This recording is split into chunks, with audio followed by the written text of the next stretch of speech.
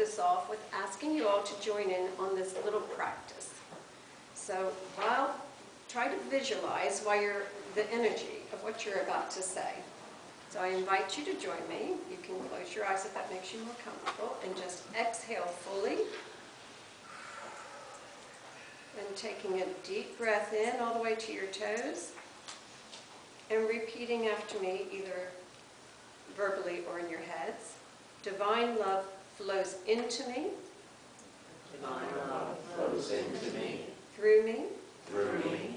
And around me. And around me. And exhale. Well, let's just give that one more go to really pull that in and just visualize that at the same time. So another deep breath in. Divine love flows into me, through me, and around me. And as you say those words and you visualize that energy, can you just feel that divine love? Does it make you feel a bit more loved? Can you feel your heart expanding and receiving and giving love? Does it bring more of a softness to your center, to be more gentle with yourself and with others? This is a very simple practice that you can do every day.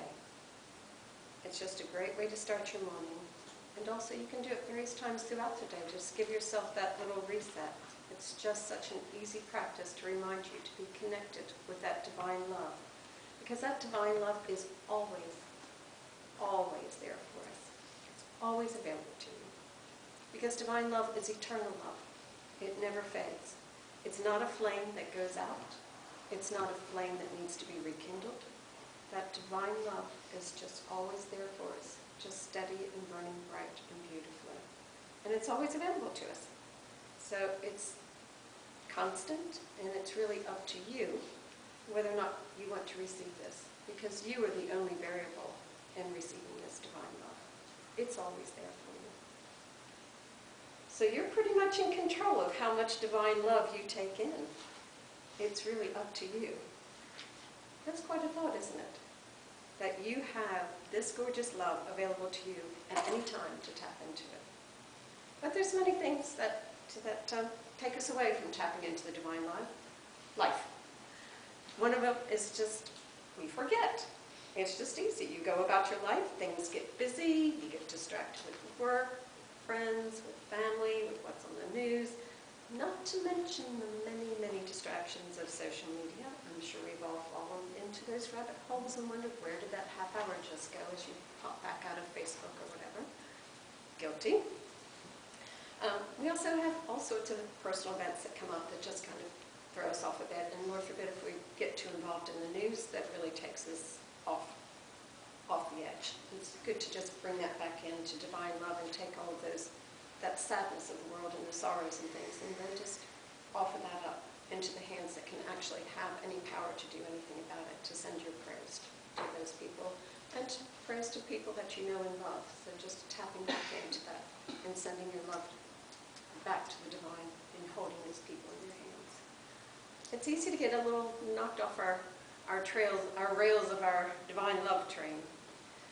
And who hasn't woken up, said your prayers, given your gratitude, that's always a good way to start the day, meditated and felt all that warm, fuzzy inside, and then you step into your day and forget that we are actually walking children of God, that we are sparks of the divine, and therefore we're instilled with divine love.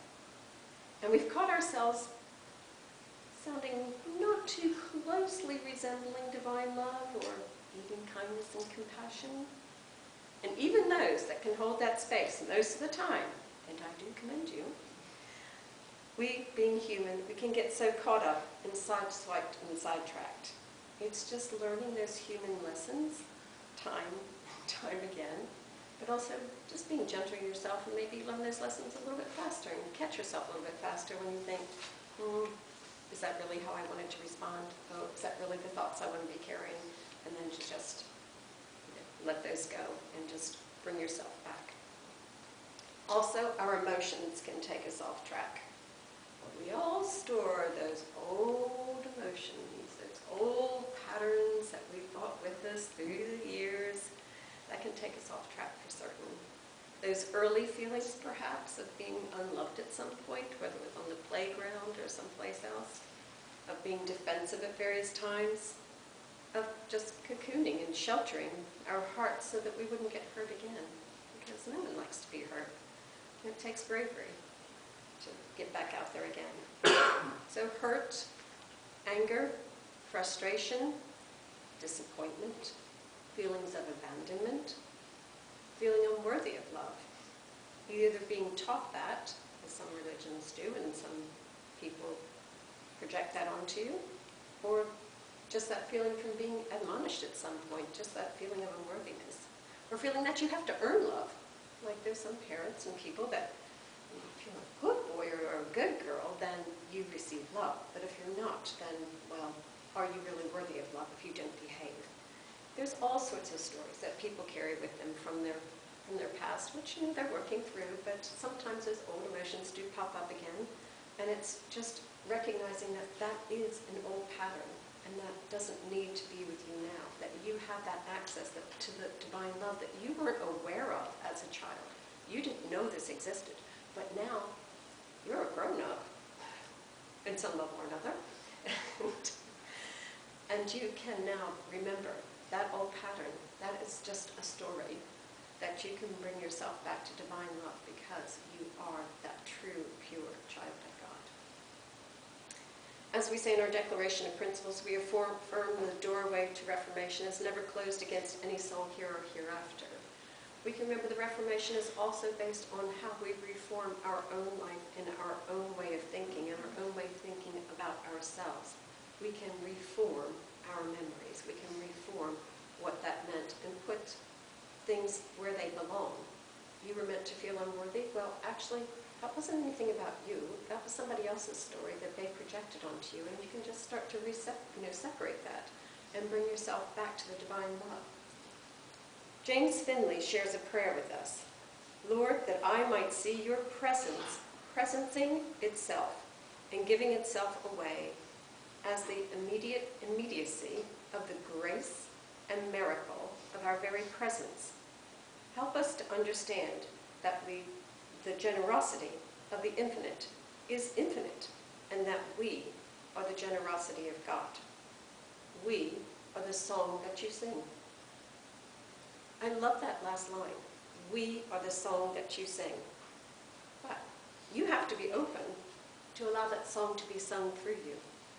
We often think that it's the way that we want to live our lives. But ask yourself, what effort or commitment do you actually do on a regular basis to achieve this? Do you take daily time with Spirit? Do you surrender? That's a big one, and not always easy. But surrendering, it's amazing. Or do you try and control all the things as you go, or you think they should go? That's basically how we're raised. We're told to control, plan, do this. But it's so different when you learn to surrender, because there is a wiser presence. And there is a balance of the dance of the human and the spirit. And you must do your part of the dance. You need to be open and trusting, to step off that mountain and trust that you will be caught. And that takes bravery. Carmen Acevedo Butcher prayed what she called the Jesus Prayer. This constant returning to the present awareness of love had begun to heal me. I will always be grateful for being able to repeat this prayer until I could feel my soul being knit together again. And it's that praying and receiving, the praying and receiving. It's that beautiful loop of asking and knowing that your prayer is being heard and listening to your prayers being heard. Again, it's the returning presence to love, the divine love, and connecting in with what gives you the healing power, the ultimate joy, and the sense of self. A self that is far greater than the humanness self that we normally see. When we see with ourselves with our human eyes, it's often with the harshness of ego, which can be most unkind. And what does that serve? Nothing. If you allow your ego to tell you kind of where you might have steered wrong today, and you're trying to correct it to be more in alignment with Spirit, fantastic. If you're allowing your ego to tell you horrible stories and that you did this and this and that, you just shut it down. Just shut it down to say it's not helpful, and I choose not to have that discussion with you. One of the big things that takes us out of divine love is fear. There are many fears that take us out of alignment. And the fear of surrendering to Spirit, divine love, to become one with that beautiful energy, it causes a lot of fear sometimes that it will give up our free will, that we're just giving ourselves over, and that we will just disappear and lose control of who we actually are. But that is just the ego talking. It's used to having its own personality and its way. It's wanting to run the show, and fear gives you that fear of taking the next step. Wanting to stay small, staying status quo. You don't know what's going to happen if you totally trust. So, ego is trying to protect you in some form or another, and trying to stay safe. But unfortunately, in staying safe, it often means staying small. But by allowing surrender, you gain the strength of the divine love to be a better version of your process, of yourself. And it is a process that does not weaken you, and you do not disappear. Rather, it's a process that strengthens as you walk through life. It's more self-assured, comfortable in your own skin, and ready to weather any storm with this divine love, this knowingness. There's a beautiful poem by one of my favorites, Khalil Gibran, called Fear. It is said that before entering the sea, a river trembles with fear. She looks back at the path she has traveled. From the peaks of the mountains, the long, winding, crossing forest and villages. And in front of her, she sees an ocean so vast that to enter there seems nothing more than to disappear forever. But there is no other way. The river cannot go back. Nobody can go back. To go back is impossible in existence. The river needs to take the risk of entering the ocean, because only then will fear disappear. Because that's where the river will know. It's not about disappearing into the ocean, but becoming a part of the ocean. We start a new chapter of reality every day. What do you choose to think and to do for your reality each and every day? You have that choice. So just stop and think about it every moment, every morning. Rumi states, when you do things from your soul, you feel a river moving in you, a joy. And Ram Dass states, you are loved just for being who you are, just for existing. You don't have to do anything to earn it. Your shortcomings, your lack of self-esteem, physical perfection, or social or economic success, none of that matters. No one can take this love away from you, and it will always be here. It will always be here, and you can always, always tap into it. And you don't need to be anything but who you are.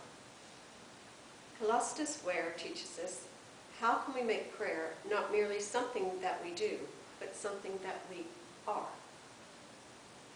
For that is what the world needs, not persons who say prayers from time to time, but persons who are prayer all of the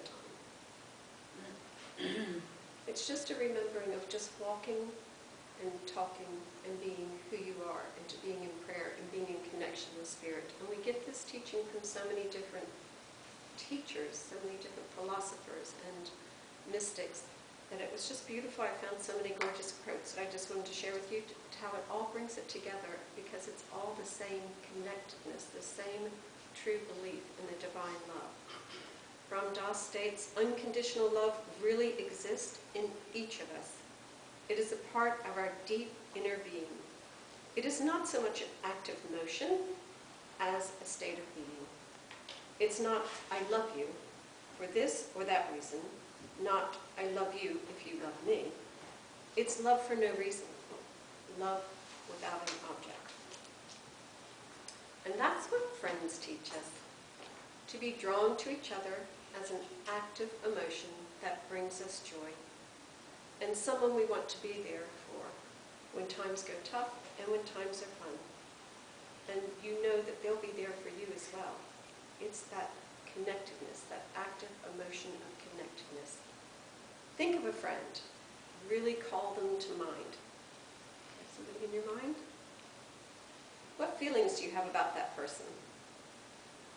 If the majority of your feelings are not around feeling like a better person, feeling like that you help each other grow, that person really just accepts you exactly where you are, who you are, laughs at you because of who you are and in spite of who you are. If it's not that, then maybe it's time to search out some different friends, because you really want friends that will help you grow and help you grow to be a better person. And that's the gift you want to give in friendship to the other person as well. It's just so important to have that true, authentic, shared relationship with your friends, because they really do walk with you hand in hand through this life. Last weekend was the birthday of a friend of mine that I've had since toddler days, many, many years ago. We grew up down the street from each other, and unfortunately she passed a number of years ago. And I still think of her very often, but always on her birthday, and I always reach out to her sisters. She was one of 4 girls. And I always reach out to her sisters, and we share some love messages about Sue. But it's also really gorgeous because we share some real connectedness with each other and how special we have all been to each other throughout the years. We probably only keep in touch maybe on Sue's birthday, maybe only just once a year, sometimes twice a year. It's not often, but to know that that bond is still there, that love just still exists. It is really just so heartwarming, I have to say. In our exchange of messages, it actually brought me to tears. You know, to feel that long-lasting, just that true accepting, like they have just known me to my soul. It is that deep sense of connection that just can really touch your heart. Because love is eternal. So it is interesting that sometimes some years we do only talk together on that one birthday. And it's funny because I feel like Sue still brings us together. She still, although she's on the other side, brings us together because love is eternal. It's just a beautiful thing. There is no space in time if you just allow that connection. Do you have someone special who is deceased, who you feel like still keeps you connected with others in some way? Like sharing memories and sharing love with different people? Because remember, their spirits are right here with you. They're just a whisper away. Just take the time to acknowledge them and speak with them, and then listen. You may be surprised. And that is what we believe as Spiritualist. We know that our loved ones are right next to us, right here with us. And it is just a matter of reaching out. I was recently at a Toastmasters meeting, and a fellow very seasoned Toastmaster, Paul Romero, gave a beautiful, heartfelt speech about what the world needs now is love. You all right, remember that song? You probably have it dancing in your head right now. A little earworm, you're welcome. And being the change. He has kindly shared some of his top tips from his speech. He started with Mahatma Gandhi's quote, "Be the change that you want to see in the world," and went on to offer some suggestions on how to be that change. He called them the 3 change agents. And the first is to be optimistic. Be optimistic helps others believe in the possibilities. It gives others hope. Be the light at the end of the tunnel. Give thanks. Gratitude helps us apply the gifts that we have been provided, and we are all richly blessed with various gifts. Say a prayer before a meal and be truly grateful for the many blessings. We all eat very beautifully and abundantly. We are very blessed. Give thanks for the hard lessons as they bring you a greater understanding of people and situations. And he told a beautiful personal story that just really made you realize how much some of the hardest lessons can bring you some of the greatest learnings and deeper knowledge. Talk to strangers. I have to say I'm pretty good at that one. Sure compliments to those you see in passing. That's a lovely dress. Nice smile. You never know how acknowledging people will give them that much needed lift. And who doesn't enjoy a sincere compliment? And it's so easy. It is so easy to give that to people and to uplift them. There was the expression, I think it was my dad that used this, "I've never known a stranger." And really, is it that hard to speak to people and just give them that smile? And if you're a bit more shy and you don't want to speak to people, share a smile with them. It does make such a difference to people. Stopping to greet someone in your neighborhood who you don't know. Making community, because we need more community, more love, more spreading that strong basis. And his call to action was go out and use these change agents to make the difference, and the changes you instill will have a ripple effect, and which is so very needed in these times. And not just continue singing that little song in your head, what the world needs now is love, just love. No, not just for some, but for everyone. There's a quote by Silver Birch in Marilyn Autry's book, The River of Life, that reads, "There is a great power in the universe which has never been subject to the analytical scrutiny of laboratories, which cannot be resolved by chemicals or by scalpels. Yet it is so real that it transcends all other forces which have been measured and weighed and dissected. It is the power of love." And who can argue the power of love? We've seen that so strong in so many cases that when in situations people know that they're not going to make it any further with this person because, in situations, but they know their love is so strong that that is a bond that is stronger than anything else. It's known to be such a strong entity just within itself. Everyone knows its power, even if they themselves have not been in love. We've seen that in movies. We've seen that in other situations. We've seen that in other people's life stories. We can see the power of love. It is one of the most sought after feelings in the universe, and you can understand why. So yes, the world needs love. We all need love. And a reminder that the divine love is always, always, always available to us. All we need to do is reach out and allow, be silent, hear God's love, be, and be a shining example of walking in divine love. And just think, how will you embrace divine love? How will you share divine love? The choices and the power lie within each one of you. So choose wisely.